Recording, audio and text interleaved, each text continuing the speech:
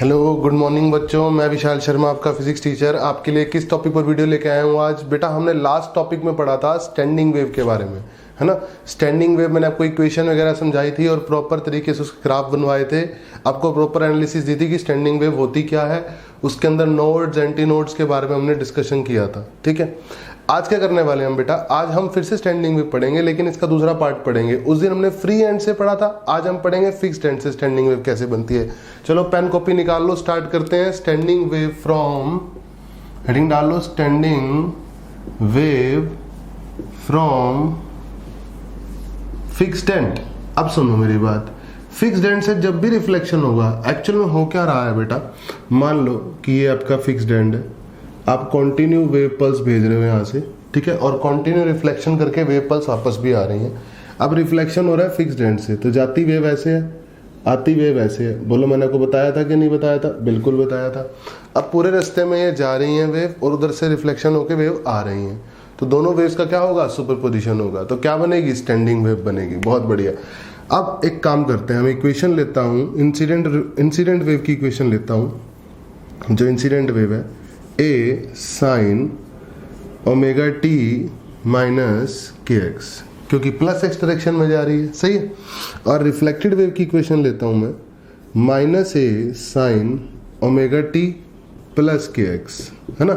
या फिर अगर आप माइनस यहाँ नहीं लगाना चाहते तो प्लस पाई लगा दो, बताया था आपको, है ना। अब पाई लगाओगे तो क्या होगा, sine 180 plus theta minus sine theta, तो माइनस बाहर आ जाएगा। सही बात है, वही तो रीजन था बेटा वेव के वापस आने का और अपोजिट डायरेक्शन में वापस आने का। बताया था आपको? बिल्कुल बताया था सर।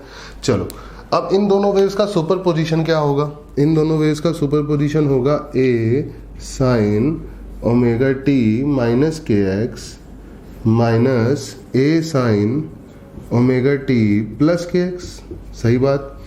जब मैं सुपर पोजिशन करूंगा बेटा इनका, तो लिखूंगा ए। अब सुनो मेरी बात, sine A minus B, sine A cos B minus cos A sine B, बिल्कुल सही बात, minus sine A plus B, sine A cos B plus cos A sine B, यानी sine omega T cos K X minus cos omega T sine K X. हाँ या ना? बिल्कुल सही बात।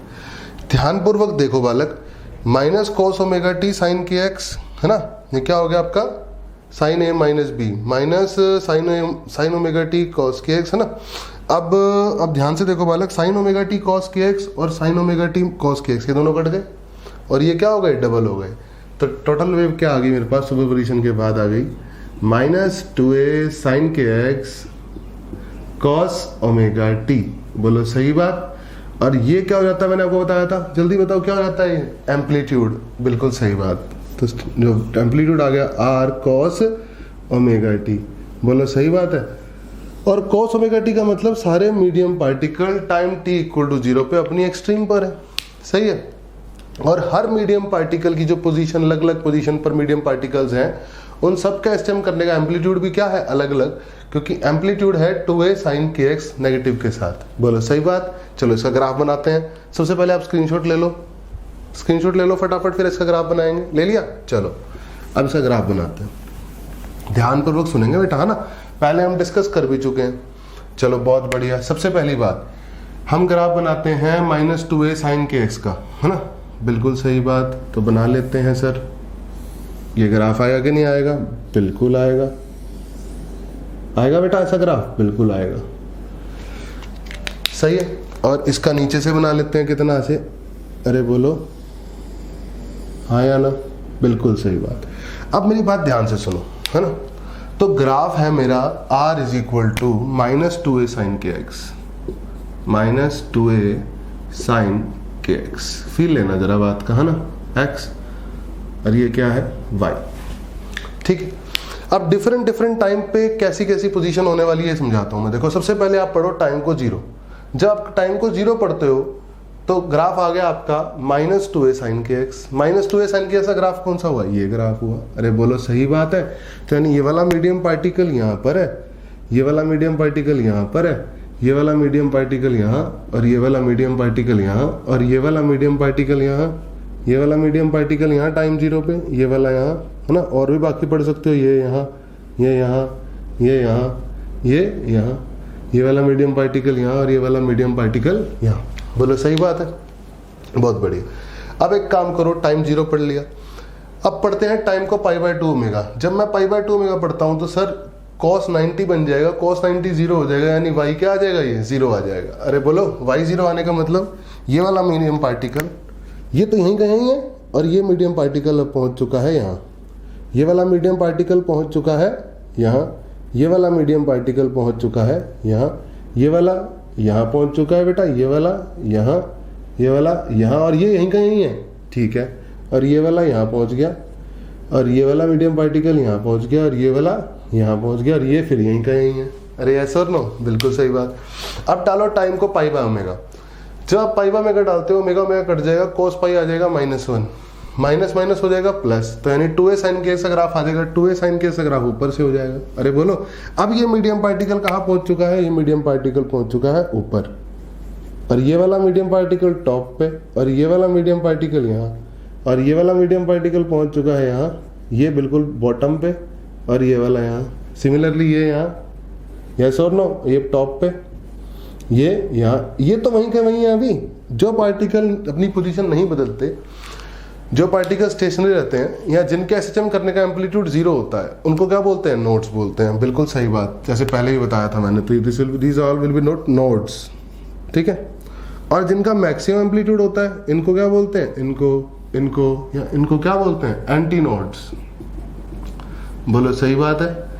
अब नोड्स एंटी नोड्स देख लेते हैं, उसकी पोजीशंस क्या क्या हैं, ठीक है। चलो पोजीशंस देखते हैं। अब मेरी बात सुनो ध्यान से, ठीक है। जब मैं पोजीशंस देखूंगा नोड्स की, इधर लिख लेते हैं नोड्स, बहुत बढ़िया। नोड्स के लिए एम्पलीट्यूड क्या होना चाहिए सर, 0। अब एम्पलीट्यूड है कितना आपका, -2a sin kx, यानी -2a sin kx की वैल्यू क्या होनी चाहिए सर, 0। बहुत बढ़िया। तो sin kx की वैल्यू क्या होनी चाहिए, 0। कब होती है, जब एंगल क्या होता है बेटा, n पाई, और k क्या है, 2 पाई बाय लैम्डा, यस और नो बोलते चलो यार, है ना, इनटू x, पाई से पाई कट गया, x कितना आ गया, n लैम्डा बाय 2, x कितना आ गया, n lambda by 2। Various position बताना जरा, n को 0 डालो 0, फिर लैम्डा बाय 2, फिर लैम्डा, फिर 3 लैम्डा बाय 2, फिर 2 लैम्डा एंड सो ऑन चलता रहेगा। बहुत बढ़िया। तो ये पोजीशन हो गई आपकी x = 0, ये पोजीशन हो गई आपकी लैम्डा बाय 2, ये पोजीशन हो गई लैम्डा, ये पोजीशन हो गई 3 लैम्डा बाय 2, और आगे 2 लैम्डा सो ऑन चलता रहेगा। बोलो सही बात है। ये पोजीशंस आ गई। अच्छा ये नोड है, ये भी नोड है, तो दो नोड्स के बीच की डिस्टेंस कितना है, distance between two nodes, consecutive nodes, it's lambda by 2। Distance between two consecutive nodes is what, lambda by 2। बहुत बढ़िया। अब पढ़ते हैं एंटी नोड्स। क्या पढ़ते हैं भाई, एंटी नोड्स। ध्यान से देखो, जब एंटी नोड्स पढ़ोगे आप तो एम्पलीट्यूड होना चाहिए मैक्सिमम, यानी एम्पलीट्यूड है आपका -2a sin kx, क्या होना चाहिए, +-2a के बराबर। हटा दो इसको, अरे बोलो, तो sin kx +-1 होना चाहिए बेसिकली, अगर इसको पूरे को एम्पलीट्यूड ही पढ़ रहा हूं तो मैं। अब +-1 कब होता है, कब होता है, बोलो 2n + 1 π/2। सही बात है ना, एंगल, जब एंगल होता है साइन के अंदर 2n + 1 π/2, और k हो जाएगा 2 पाई बाय लैम्डा x, पाई से पाई कट जाएगा, x आ जाएगा 2n + 1 लैम्डा बाय 4, और वेरियस पोजीशंस क्या आ जाएंगी x की बेटा, x n को 0 डालो, लैम्डा बाय 4, फिर n को 1 डालो, 3 लैम्डा बाय 4, फिर 2 डालो 5 लैम्डा बाय 4। अरे बोलो, तो पोजीशंस यहाँ पर लिख लेते हैं हम। ये पोजीशन क्या आएगी, ये पोजीशन आएगी x = लैम्डा बाय 4, या आएगी x = 3 लैम्डा बाय 4, यह आएगी x = 5 लैम्डा बाय 4। बहुत बढ़िया। अच्छा, दो नोड एंटी नोड्स के बीच का डिफरेंस भी कितना है, distance between two consecutive anti nodes भी लैम्डा बाय 2 है। सही है। एक नोड और एक एंटी नोड के बीच कितना है, अच्छा ये एंटी नोड हो गया, है ना, ये हो गया नोड, तो इनके बीच का डिफरेंस कितना है, लैम्डा बाय 4। तो distance between two consecutive nodes is what, lambda by 2, और to consecutive antinode is also lambda by 2, but distance between consecutive node and antinode is what, lambda by 4. तो this is all on standing wave. Standing wave के दोनों part हम cover कर चुके हैं। पहले part में मैंने आपको फ्री एंड से रिफ्लेक्शन करके स्टैंडिंग वेव सिखाई थी, दूसरे पार्ट में हमने फिक्स्ड एंड से रिफ्लेक्शन करके स्टैंडिंग वेव सीख ली, है ना। क्वेश्चन इसी के अंदर अंदर रहने वाले हैं बेटा, तो ध्यान से समझें इस वीडियो को, है ना। होप करता हूँ आपके लिए वीडियो काफ़ी बेनिफिशियल रही होगी और आपको इससे काफ़ी हेल्प मिलेगी, ठीक है। और अब नेक्स्ट वीडियो तक के लिए goodbye, take care, have a nice day, love you.